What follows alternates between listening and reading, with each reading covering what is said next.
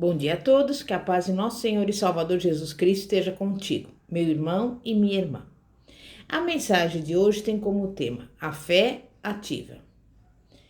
E ela está baseada naquela passagem que fala sobre a mulher hemorrágica e que se encontra no Evangelho de Marcos, capítulo 5, do versículo 25 ao 34.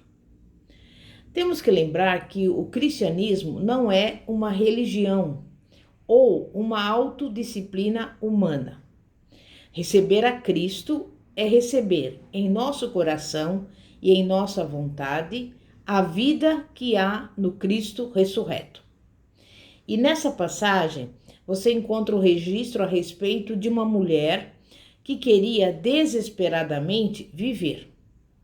Aquela mulher sofria 12 anos de uma hemorragia e já fora a muitos médicos.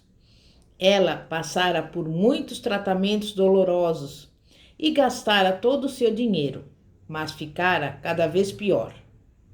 Apesar de viver em condições tão ruins, aquela mulher mantivera acesa uma atitude vencedora e uma vontade de viver. Mesmo nos dias de hoje, Jesus Cristo está pronto a encontrar-se com todas as pessoas que de todo o coração buscam a vida. Mas é necessário que aqueles que buscam estejam determinados a encontrar a vida, que não se curvem perante as circunstâncias más ou mesmo as dificuldades. Veja, por exemplo, a experiência de Jesus e descubra como o Senhor chegou a Nazaré, vindo do deserto cheio do Espírito Santo. Era um sábado e Jesus abriu o livro do profeta Isaías e leu para os presentes: O Espírito do Senhor está sobre mim, pois que me ungiu para evangelizar aos pobres. Enviou-me para pregoar liberdade aos cativos, dar vista aos cegos, pôr em liberdade os oprimidos e anunciar o ano aceitável do Senhor. Fechando o livro, devolveu-o ao assistente e assentou-se. Os olhos de todos na sinagoga estavam fitos nele. Então começou a dizer-lhes: Hoje se cumpriu essa escritura em vossos ouvidos. Você pode conferir em Lucas 4, versículos 18 a 21. Ao ouvir as maravilhosas palavras de Jesus, as pessoas que estavam na sinagoga de Nazaré ficaram espantadas. Entretanto, desapontaram-se pelo fato de que Jesus não fosse uma pessoa famosa, como esperavam que o Cristo fosse. Ele não passava do filho de um carpinteiro, que se criara ali mesmo entre eles. Mas Jesus estava cheio do Espírito Santo e pregando com tanta unção que provocou inveja entre os seus conterrâneos. Em vez de ouvir as palavras de Jesus, decidiram armar-lhe uma cilada e destruí-lo. Nessa ocasião, Jesus Cristo fez referência a duas histórias do Antigo Testamento. Em verdade, vos digo que muitas viúvas existiam em Israel nos dias de Elias, quando o céu se cerrou por 3 anos e 6 meses, de sorte que em toda a terra houve grande fome. Mas a nenhuma delas foi enviado Elias, senão a viúva de Serepta de Sidom.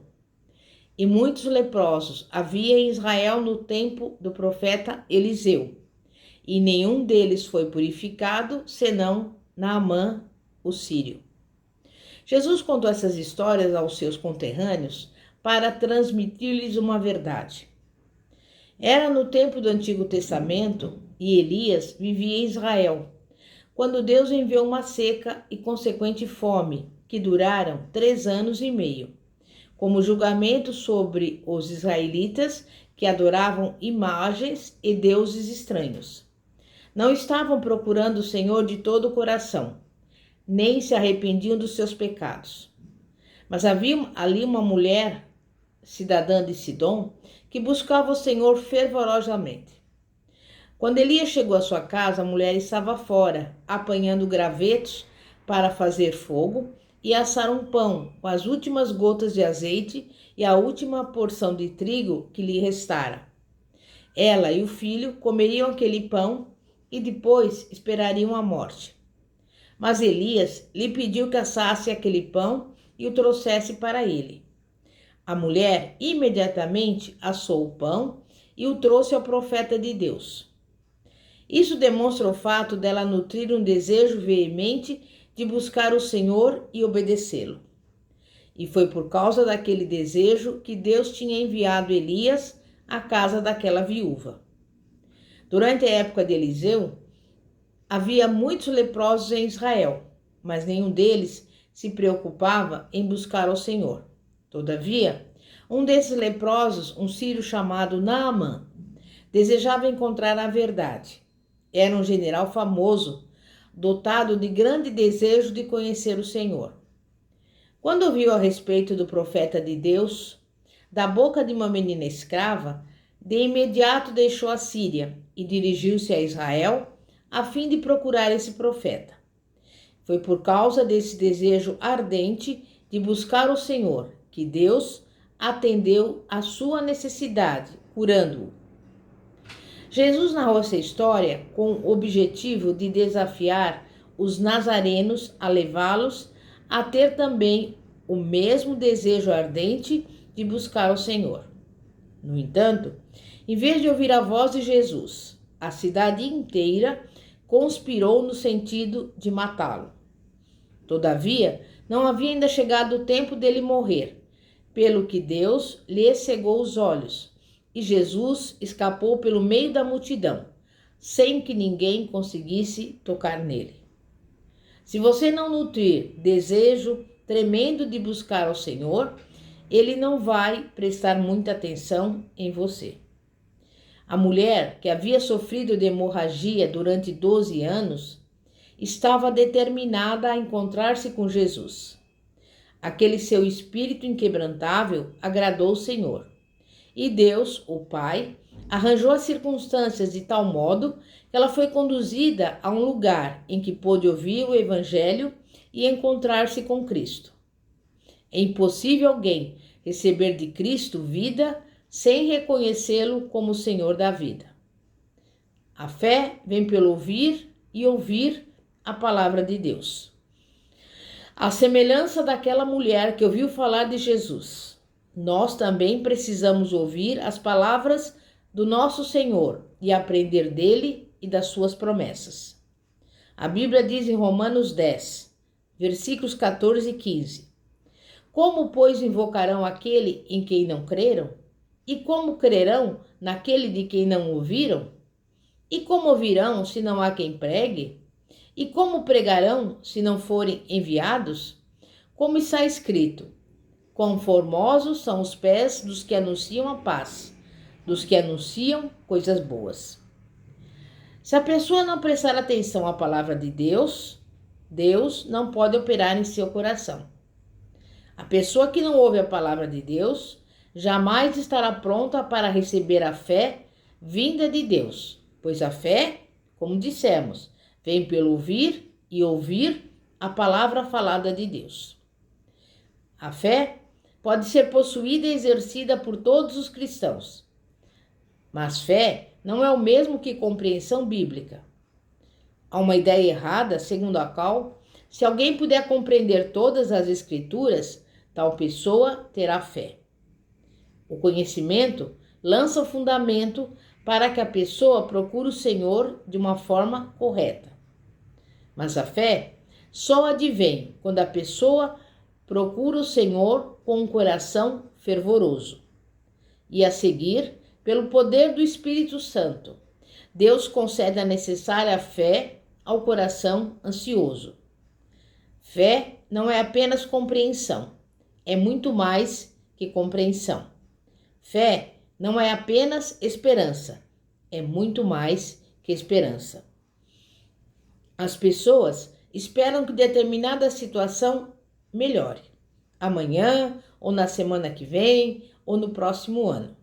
Todavia, a pessoa pode esperar e de repente morrer, e não há esperança após a morte, a não ser para aqueles que morrerem em paz com Jesus Cristo. Jamais a esperança, por si mesma, traz um resultado positivo definido. Mas a fé opera sempre agora, no presente. A fé desce como um nevoeiro e toma posse do nosso coração, pelo poder do Espírito Santo. E quando sobrevém a fé pelo poder do Espírito Santo, você fica sabendo. A fé é um dom de Deus. Não se trata de uma fé humana, e sim de uma fé sobrenatural, que sempre vem do alto. Devemos arranjar algum tempo para receber fé. Se você não tiver fé, deve parar tudo e começar a buscar o Senhor. Se você precisa de uma fé maior, ainda deverá jejuar e orar. Se não receber fé dentro de uma semana, continue orando. Todavia, no momento em que você tiver recebido aquela fé poderosa, poderá dar ordens e até mesmo aquela montanha será tirada ao mar.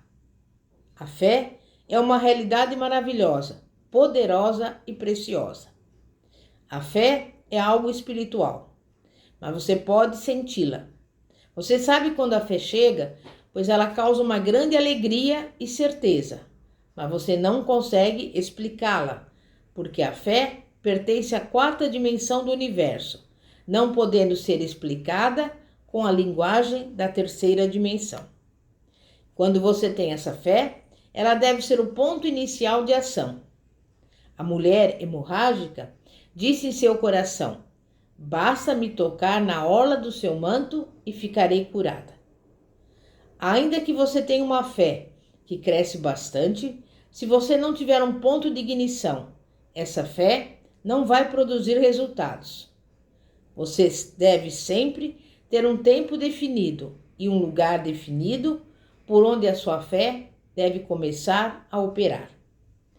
Quando a mulher hemorrágica ligou a ignição da fé, mediante a ação acertada, o poder de Jesus Cristo lhe inundou o coração e a doença portadora da morte a abandonou.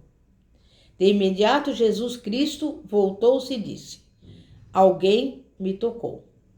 Pedro e alguns discípulos disseram: Mestre, há tantas pessoas esbarrando em ti e te empurrando, tantas pessoas te tocam e tu afirmas: alguém me tocou? Mas Jesus respondeu: alguém cheio de fé me tocou, porque meu poder e minha unção saíram de mim e operaram nessa pessoa.